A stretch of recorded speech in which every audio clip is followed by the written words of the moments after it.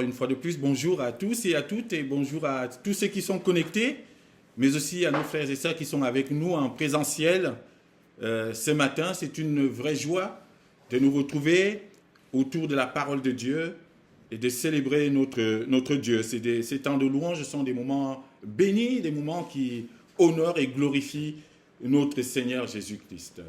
Nous souhaitons la bienvenue à nos frères et sœurs qui viennent du côté de Paris, qui passent quelques temps de vacances ici dans cette région. Que le Seigneur vous garde et vous bénisse et vous permette vraiment de passer des moments de repos et que le Seigneur vous conduise et vous garde. C'est une joie pour nous de vous accueillir parmi nous. Alors, je voudrais qu'on prenne la parole dans les évangiles, dans l'évangile de Marc ce matin. Marc, nous lirons au chapitre 1, du verset 14 au verset 20. Marc, chapitre 1, verset 14 à 20.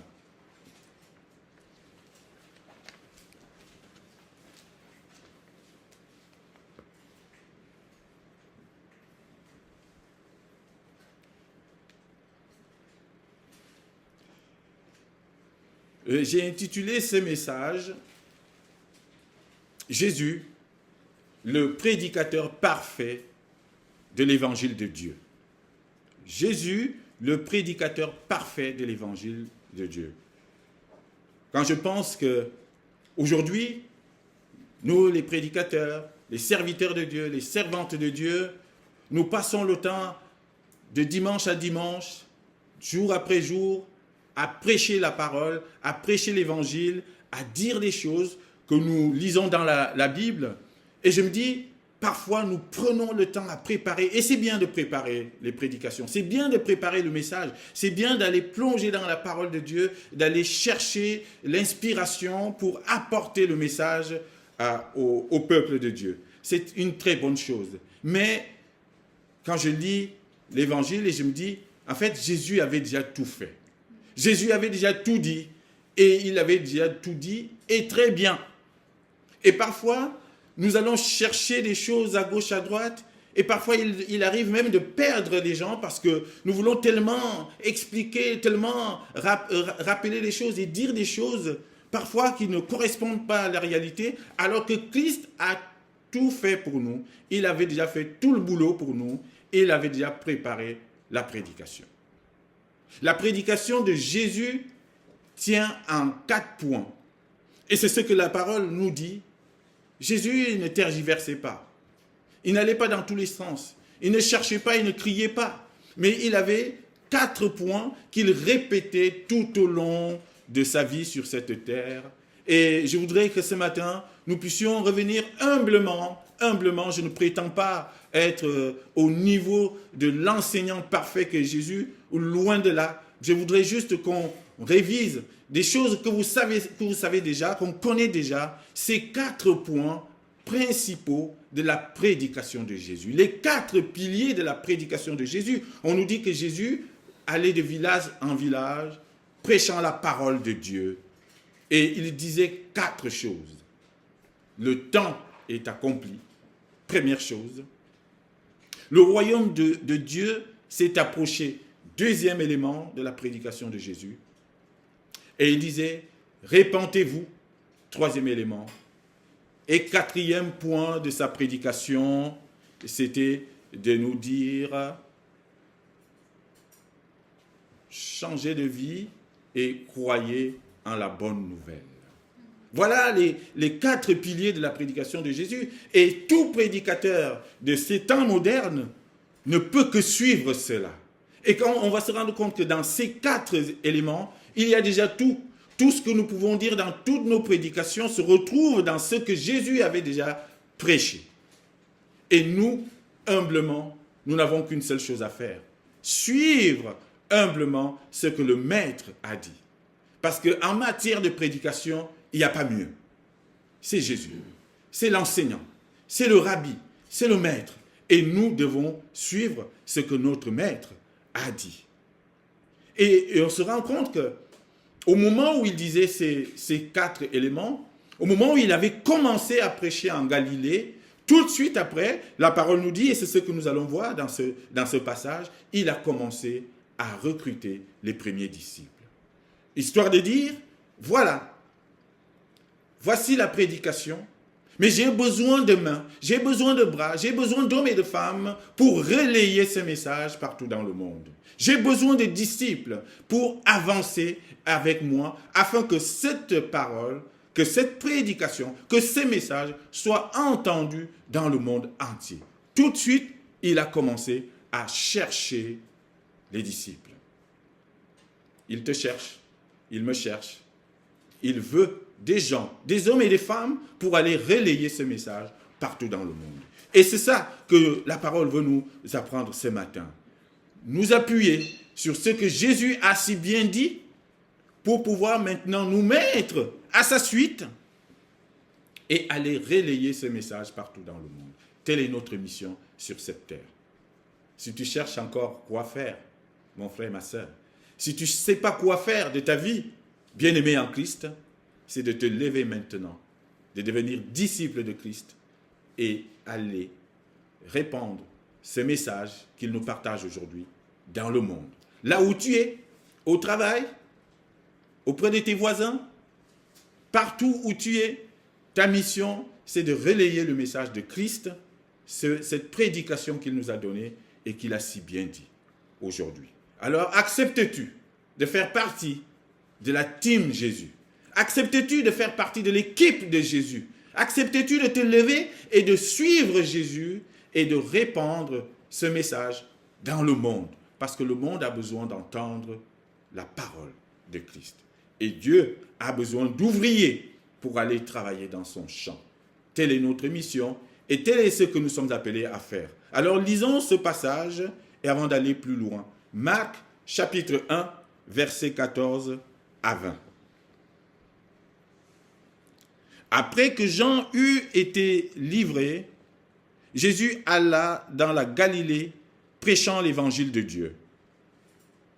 Il disait, « Le temps est accompli et le royaume de Dieu est proche. Répentez-vous et croyez à la bonne nouvelle. » Comme il passait le long de la mer de Galilée, il vit Simon et André, frères de Simon, qui jetaient un filet dans la mer, car ils étaient pêcheurs. Jésus leur dit, « Suivez-moi, et je ferai de vous des pêcheurs d'hommes. » Aussitôt, ils laissèrent leur filet et le suivirent. Étant allés un peu plus loin, il vit Jacques, fils de Zébédée, et Jean, son frère, qui eux aussi étaient dans une barque et réparaient les filets. Aussitôt, il les appela.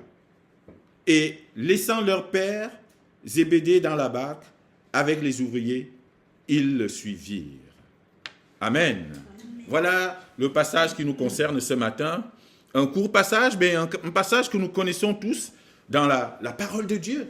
Cet évangile de Marc nous est prêché souvent. Et nous y voyons dans ce premier chapitre, ici, dans les versets que nous venons de lire, que Jésus a commencé à prêcher. Jésus, c'était le premier prédicateur. C'était lui la parole, c'était lui l'enseignant, c'était lui le maître en la matière. Donc, tout ce que nous faisons maintenant après lui n'a rien à voir avec ce qu'il a fait. Nous ne pouvons que suivre ce qu'il a fait. Et c'est pour ça que je dis souvent, le prédicateur de ces jours-ci, de ces temps modernes, ne peut pas inventer. Nous ne sommes pas là pour inventer, nous ne pouvons pas refaire la parole. Il n'y a qu'une seule parole, il n'y a qu'une seule prédication, c'est celle que Jésus a faite. Et c'est la meilleure, et c'est la plus parfaite. Elle contient tout ce dont on a besoin dans la parole. Et nous ne pouvons que suivre cette prédication. Alors oui, parfois on peut prendre des points de vue différents, mais il faudrait que, au bout du compte, que nos prédications, que nos paroles puissent justement rejoindre la parole de Jésus, parce que c'est le maître en la matière. Oh, que le Seigneur nous aide à le suivre dans ce qu'il a dit et à ne s'appuyer que sur sa parole et non sur des philosophies, et non sur des idées du monde, et parfois et non sur nos propres désirs. Et souvent, ça arrive que nous mettons à raconter nos vies ou des situations et nos idées aux gens. Et ça ne parle pas au monde. La seule chose qui peut parler au monde, c'est la parole même de Jésus. Alors, nous ne pouvons que nous appuyer sur cette parole. Et je vais essayer de m'appuyer sur cette parole. Et c'est ce que j'essaie de faire chaque dimanche, chaque jour, avec l'aide du Saint-Esprit, avec l'aide de vos prières. Parce que la première chose qu'il faut faire pour ceux qui prêchent la parole, c'est de prier pour eux, afin que l'Esprit Saint nous conduise à la véritable parole de Jésus et à rien d'autre.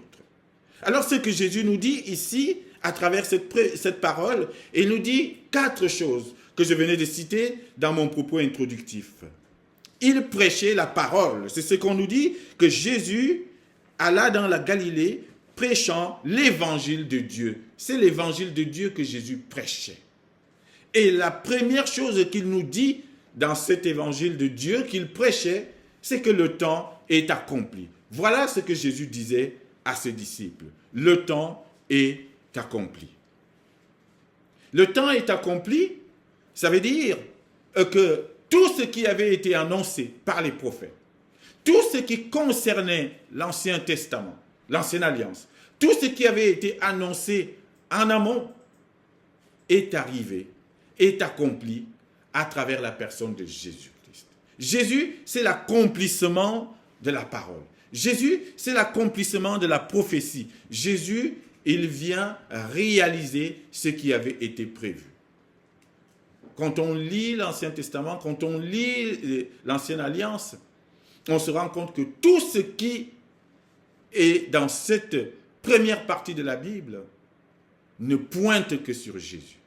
Quand on prend le temps de lire, on va se rendre compte que tout ce qui concerne l'Ancien Testament ne pointe que sur une seule personne, Jésus.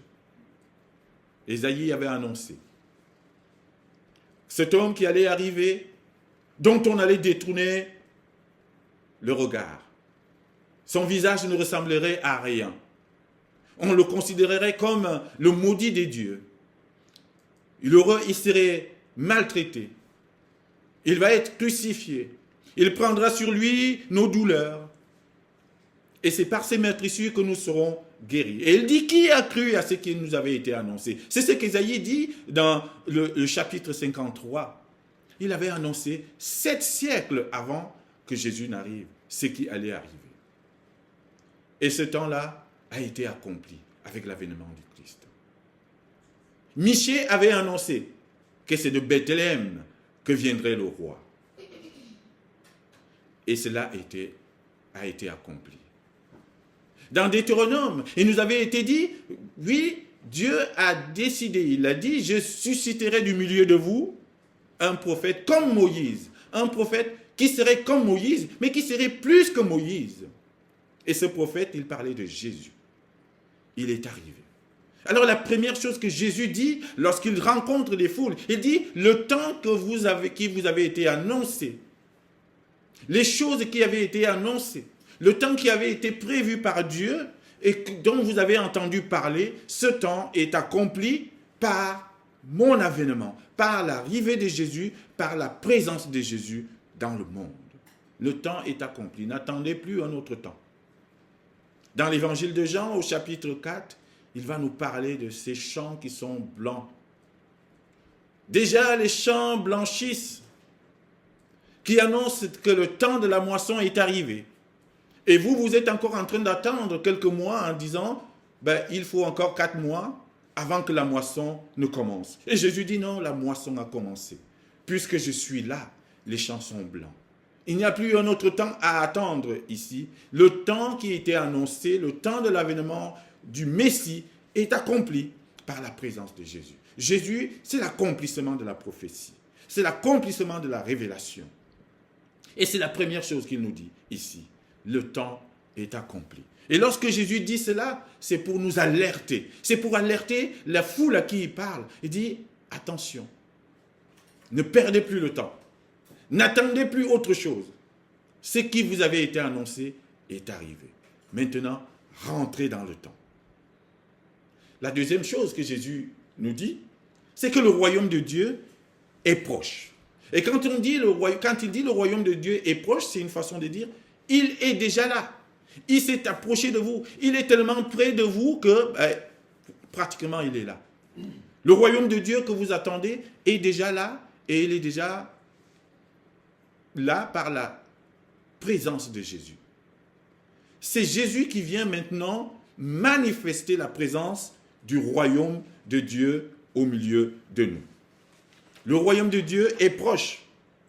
Et si le temps est accompli par l'arrivée de Jésus-Christ, et cet avènement, cette présence de Christ doit marquer un changement dans le monde, sur la terre. Un changement auprès des hommes et des femmes qui le croisent, qui le rencontrent. Un changement total dans la façon d'être, dans la façon de vivre, dans la façon de se conduire. Jésus veut dire ici, le royaume de Dieu est là, et vous devez maintenant vivre ce royaume de Dieu, étant sur cette terre. N'attendez pas un autre moment pour commencer à vivre les valeurs du royaume.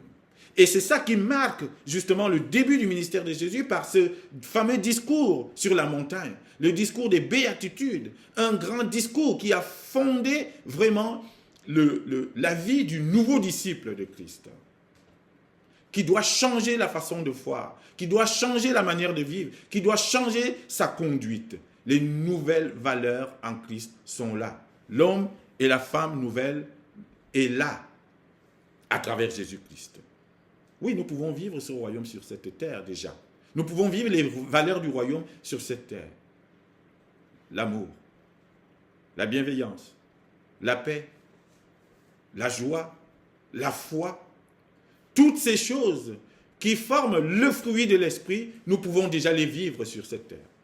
N'attendons pas d'aller au ciel pour manifester les valeurs du royaume ou pour les vivre.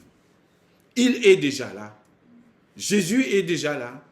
Et il nous a dit maintenant, vous devez vivre de telle ou telle manière. Vous avez entendu qu'il a été dit, œil pour œil et dent pour dent. C'est ça, la teneur du discours de la montagne. Et moi, je vous dis, aimez vos ennemis. Bénissez ceux qui vous maudissent. Priez pour eux. On n'avait jamais entendu cela. Et c'est pour ça que ce discours est fondamental. Il annonce justement l'avènement du royaume, la présence du royaume sur cette terre. Jésus vient marquer la présence du royaume. Le royaume de Dieu est proche, alors vivez-le. Le royaume de Dieu est déjà là. En fait, c'est ce qu'il faut comprendre. Nous devons le vivre. Nous pouvons vivre sur terre comme au ciel. Et si tout le monde comprenait cela, je pense que le monde irait beaucoup mieux. Si tout le monde vivait dans l'amour, je pense qu'on aurait un peu moins de soucis. Si tout le monde manifestait de la bienveillance, l'un envers l'autre, les uns envers les autres, je pense qu'on aurait un peu moins de soucis. Quand on regarde le monde aujourd'hui, que voyons-nous? Quand on allume la télé, qu'entendons-nous?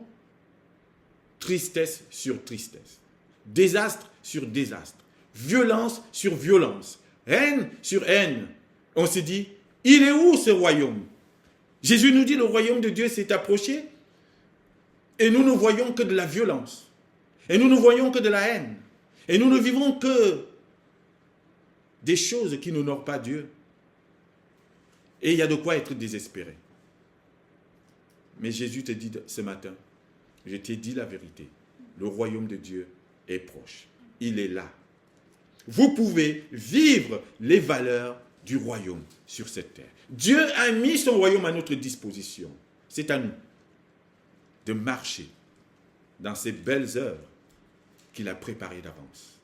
Il a tout préparé. Nous n'avons que à marcher sur ces valeurs et sur ces œuvres qu'il a préparées. Oui, nous pouvons vivre la vie du royaume sur cette terre. C'est une question de volonté, c'est une question de foi. Oui, voilà ce que Jésus nous dit dans sa prédication. Le royaume de Dieu est là. Malgré ce que vous voyez, malgré la violence, malgré la haine, sachez qu'il est possible qu'il y ait une autre vie sur cette terre. Et c'est vous qui avez la responsabilité de cela. C'est vous, les chrétiens. C'est vous, l'Église, qui devez manifester le royaume. Qui d'autre peut manifester le royaume sur cette terre si ce n'est que les enfants de Dieu. Alors si nous nous mettons aussi à faire comme le monde, alors nous sommes perdus. Ce royaume, c'est à nous de le manifester. Cet amour, c'est à nous de manifester cet amour. Là où il y a la haine, l'enfant de Dieu, le disciple de Christ, le croyant, il doit amener l'amour. Là où il y a la guerre, l'enfant de Dieu doit amener la paix. Et c'est ainsi qu'il amène le royaume. J'ai mis mon royaume à votre disposition. Jésus nous dit. Il nous a parlé.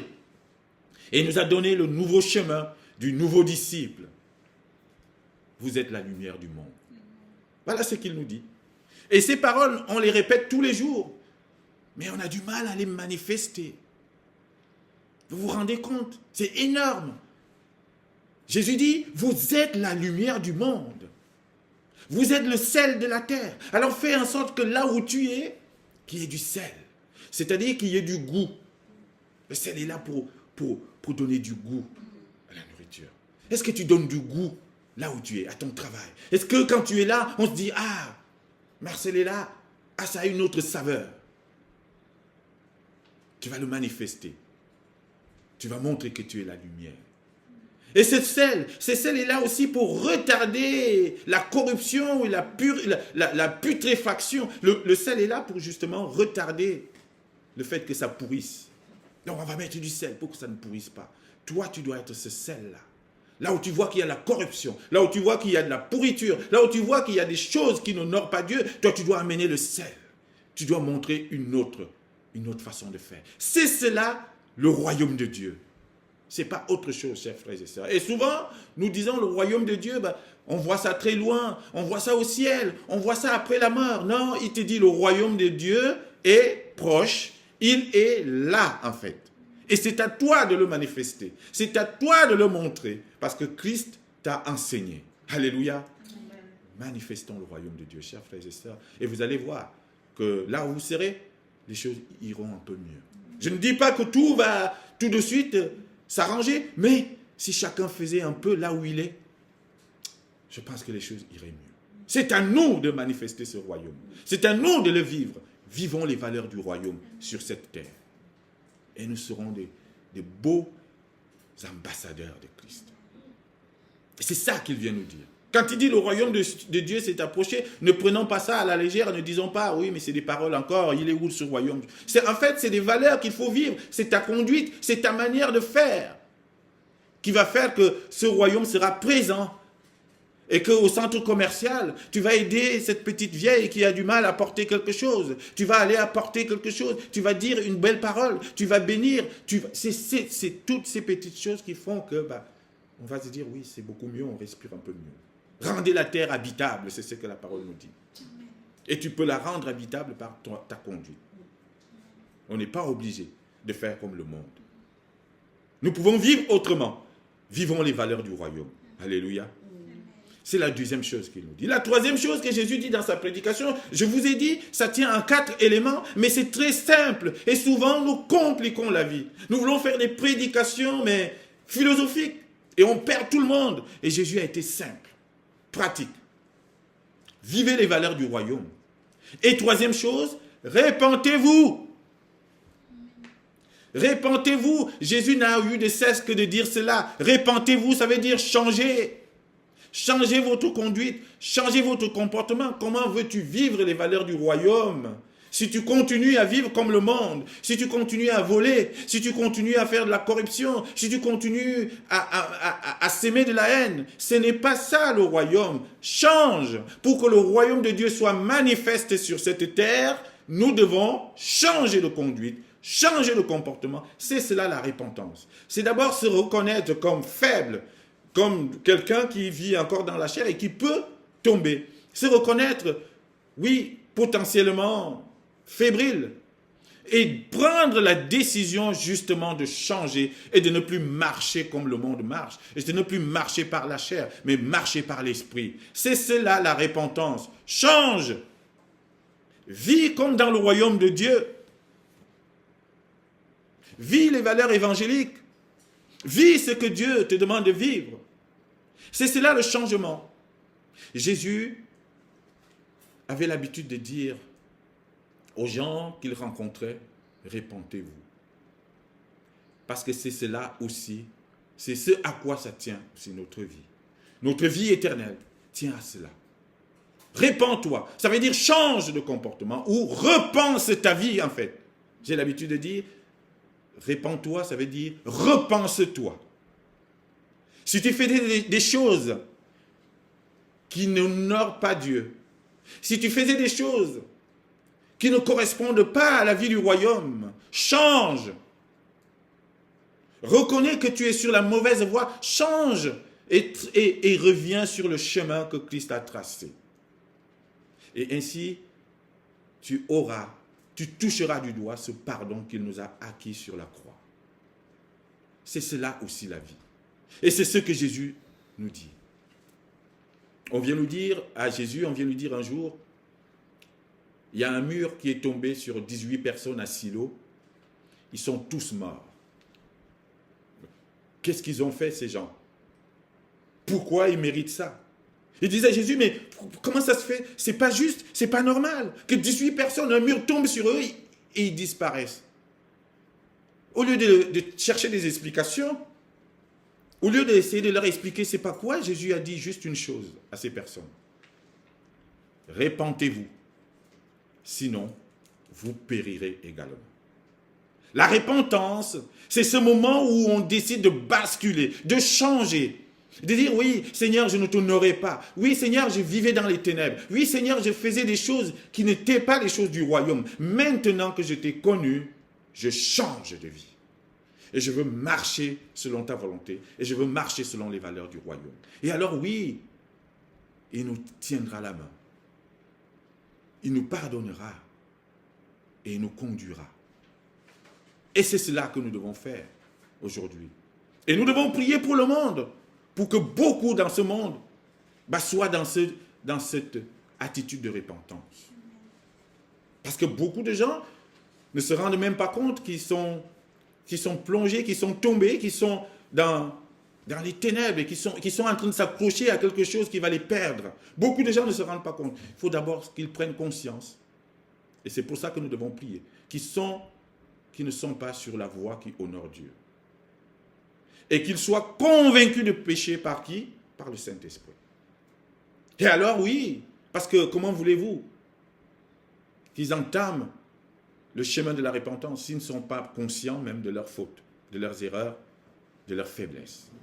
Prise de conscience des faiblesses et décision de changer, et alors le pardon de Dieu. Ce pardon est toujours là. Il attend juste qu'on vienne auprès de la croix.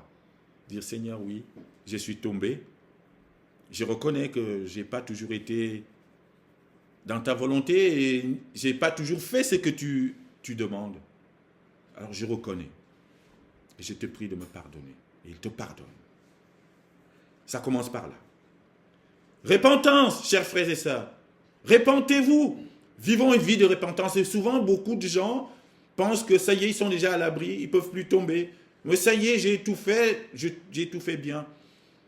Et puis, petit à petit, sans même s'en rendre compte, ils rebasculent. Non, nous devons veiller, être vigilants.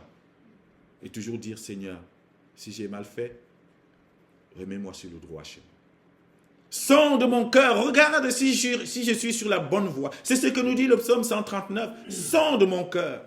Regarde si je suis sur la bonne voie. Et si ce n'est pas le cas, remets-moi sur la voie de l'éternité. Change. Change. Et demandons à Dieu de nous changer parce que c'est la seule chose. Et c'est la bonne nouvelle. Parce que c'est lui qui produit en nous le vouloir et le faire. Ce changement que nous réclamons tant, c'est lui qui le fait. Alors demandons-lui de nous changer. La quatrième chose de cette prédication de Jésus, et il nous dit, croyez à la bonne nouvelle. Croyez à la bonne nouvelle. La foi, chers frères et sœurs. La foi. C'est la foi qui nous sauve. La foi en Jésus-Christ. La foi en l'œuvre accomplie sur la croix. La foi en tout ce qu'il a fait pour nous. Est-ce que tu crois que Jésus est venu mourir pour toi? Est-ce que tu crois que ce qu'il a subi sur la croix, c'est pour toi? C'est par amour pour toi. Est-ce que tu crois? Ça commence par là, chers frères et sœurs. C'est pour ça que Jésus dit, croyez à la bonne nouvelle. Mais vous savez, pour que cette nouvelle soit bonne, parce que c'est cela l'évangile, la bonne nouvelle, il a fallu qu'il y ait une mauvaise nouvelle. Et ça aussi, nous avons besoin de le dire au monde. Et les gens doivent connaître qu'il y avait une bonne nouvelle. Et qu'il y a toujours une mauvaise nouvelle. Qu'il y avait une mauvaise nouvelle. Et que cette mauvaise nouvelle, attention, elle peut toujours être là. La mauvaise nouvelle, c'est que nous étions morts. Nous étions des pécheurs. Et nous étions dédiés à la mort. Par nos péchés, nous étions destinés à la mort. C'est cela. Et nous, parce que le salaire du péché, c'est la mort. Et nous méritions la mort. Tous. Et c'est ce que l'apôtre Paul nous dit. Et il est parfois bon de nous rappeler de cet état dans lequel le monde était et nous étions, ou parfois certains sont encore aujourd'hui. L'état de mort. Par nos péchés, nous méritions la mort. Et c'était ça la bonne nouvelle. Et Dieu aurait pu, la mauvaise nouvelle. Et Dieu aurait pu dire, mais par vos péchés, parce que je n'en peux plus, allez, je détruis tout le monde. Et c'était ça la destinée. C'était ça à un moment donné. Mais cette mauvaise nouvelle de notre perdition a été transformée. Mais Dieu, c'est ce que le livre d'Éphésiens nous dit, mais Dieu, par le grand amour, à cause du grand amour dont il nous a aimés, a envoyé son Fils. Et de mort que nous étions, il nous a rendus vivants. Christ est venu mourir sur la croix. Et voilà pourquoi nous pouvons proclamer et nous pouvons redire ce que Jean nous dit dans le chapitre 3 et verset 16. Car Dieu a tant aimé le monde qu'il a donné son Fils, afin que quiconque croit en lui ne périsse plus, mais qu'il ait la vie éternelle. Voilà pourquoi cette nouvelle est devenue bonne. Et c'est cela la bonne nouvelle. Et c'est cette bonne nouvelle, et c'est ce à quoi nous devons croire. Est-ce que tu crois que Dieu t'a tant aimé, qu'il a envoyé son Fils pour toi, afin que si tu places ta foi en lui, que tu ne périsses plus, mais que tu aies la vie éternelle. Est-ce que tu crois en cela? Et c'est ce que Jésus nous demande. Croyez en cette bonne nouvelle. Et chers frères et sœurs, beaucoup de gens encore dans le monde, et c'est dommage, ne croient pas en cette bonne nouvelle. Beaucoup de gens vivent encore leur vie. Beaucoup de gens prennent encore ces choses pour des blagues. Nous avons vu encore dernièrement, beaucoup de gens se moquent encore de cette parole. Beaucoup de gens, et nous devons prier, nous les croyants, nous les chrétiens, les églises, nous devons prier pour tout cela qui ne croient pas encore en cette nouvelle et qui risquent pour cela de se perdre. Prions pour que le réveil soit dans ce monde et que les gens viennent croire à la bonne nouvelle. Oui, une fois donc qu'il a prêché cela, une fois que Jésus a planté ces 4 éléments de sa prédication, il a fallu qu'il recrute. Tout de suite après, à partir du verset 14, on voit que Jésus va entrer dans le vif du sujet. Il va commencer à chercher des disciples, des hommes, des femmes, des personnes pour l'aider à proclamer cette bonne nouvelle partout dans le monde. Jésus a besoin de toi. Jésus a besoin de moi. Jésus a besoin de nous pour que ensemble nous fassions partie de son équipe et que partout dans le monde, nous allions annoncer la bonne nouvelle. Nous avons tellement de mauvaises nouvelles. Et nous n'entendons que des mauvaises nouvelles dans le monde. On n'en peut plus. Tu allumes un peu la télé, c'est que des mauvaises nouvelles. Or, la parole nous dit, j'ai une bonne nouvelle. Et ça, c'est toi et moi. C'est nous qui devons nous lever pour aller dire aux gens, non, ne désespérez pas, il y a une bonne nouvelle. La bonne nouvelle, c'est que tu es sauvé, que Dieu t'aime, que là où tu étais mort, il t'a ressuscité avec Christ. C'est cela la bonne nouvelle que nous sommes appelés à dire au monde. Alors lèvons-nous. Et Jésus va venir sur le bord du lac de Galilée. Qu'est-ce qu'il va faire? Il va aller recruter. Jésus n'est pas allé à supposer qu'à cette époque-là, il y avait l'université de Jérusalem. Il n'est pas allé à l'université de Jérusalem pour chercher les intellectuels, Les intellos, vous savez, les savants, les professeurs, pour dire, non, mais je veux des intellos qui comprennent bien la parole pour aller évangéliser. Non, il allait chercher des hommes comme toi et moi, des petites gens, il allait chercher les pêcheurs au bord du lac pour dire, viens, suis-moi, parce que j'ai besoin de toi pour aller annoncer la bonne nouvelle au monde. Jésus a besoin de toi. Ne te néglige pas et ne te dis pas, mais non, je ne connais pas, je ne sais pas lire. Non, il te donnera les moyens, il te donnera la parole pour aller annoncer. C'est notre mission, chers frères et sœurs. Et si nous ne le faisons pas, qui le fera? Et donc on va dire, suivez-moi. Suivez-moi. Il commence ici, on nous dit, comme il passait le long, verset 14, de la mer de Galilée, il vit Simon et André, frères de Simon, qui jetaient un filet dans la mer, car ils étaient pêcheurs. Jésus leur dit, suivez-moi, et je vous ferai pêcheurs d'hommes. Aussitôt, ils laissèrent leur filet et le suivirent. Aussitôt, bien-aimé en Christ, Jésus t'appelle aujourd'hui. Jésus t'a même déjà appelé plusieurs fois. Jésus t'a envoyé des signes pour te dire, non, mais j'ai besoin de toi. J'ai besoin que tu parles pour moi. Mais peut-être, parfois, on ne regarde pas, on ne voit pas, parce qu'on est trop occupé par notre vie. On est trop occupé par nos filets. Nous voulons réparer nos filets. On est occupé par la pêche, parce que nous vivons que de la pêche, parce que c'est notre vie. Toute notre vie est basée sur cela.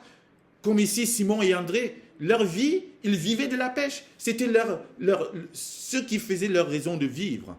Et puis, un jour, un homme vient leur dire, mais suivez-moi, sans même prendre le temps de le connaître. Qui es-tu? Aussitôt, et ça m'a toujours interpellé. Ils ont lâché leur filet, ils ont suivi Jésus. Jésus te demande de faire la même chose aujourd'hui. Il t'appelle. Ne lui dis pas, non, j'ai fini d'abord ma pêche. Il t'appelle et ne lui dis pas, non, Seigneur, mais si je viens avec toi et que je lâche ce qui fait ma raison de vivre, comment je veux nourrir mes enfants? Comment je veux vivre? Comment, si j'arrête la pêche, qu'est-ce que je vais faire? Non, Simon et André, ils ont pris le risque de suivre Jésus en lâchant ce qui faisait leur raison de vivre. La pêche, ils ont suivi Jésus. La parole nous dit, aussitôt. Toi, aujourd'hui, Jésus t'appelle, que réponds-tu? Est-ce que tu lui dis, attends encore un tout petit peu? Oh, j'hésite, attends, je réfléchis, je vais peser le pour et le contre. Non, Jésus te dit, aussitôt, suis-moi. Pourquoi? Parce qu'il vient de nous dire au début que le temps est accompli, ça veut dire la fin est proche. Donc on n'a plus le temps d'attendre, on n'a plus le temps de réfléchir, on n'a plus que le temps de se lever et de servir et de suivre. Suis-moi. Est-ce qu'on entend cela? Suis-moi. Suis-moi maintenant. N'attends plus.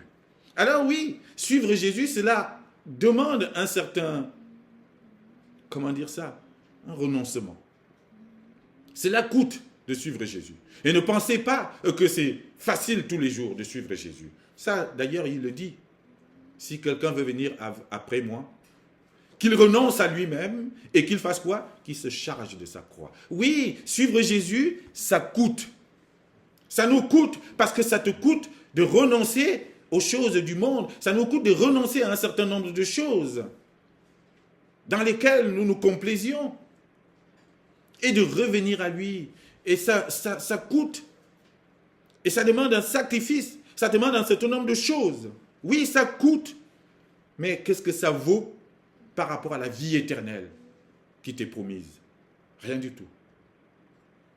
Il va dire que certes, il a un homme de gagner le monde entier s'il venait à perdre son âme. Oui, celui qui veut gagner sa vie sur cette terre la perdra.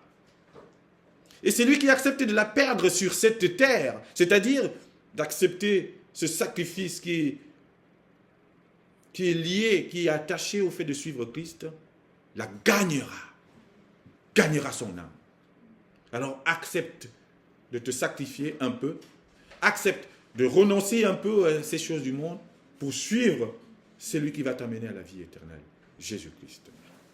Alors, chers frères et sœurs, je finirai par là. C'est à chacun de répondre à cet appel. Acceptes-tu de suivre Jésus? Maintenant, aussitôt. Acceptes-tu de faire partie de la team Jésus? Moi, j'ai dit oui. Oui, Seigneur, je te suis. J'ai fait comme Simon. J'ai fait comme André. J'ai fait comme Jean. J'ai fait comme Jacques. Ils ont laissé leur père sur la barque. Ils disent, oh, ça vaut le coup de suivre ce monsieur.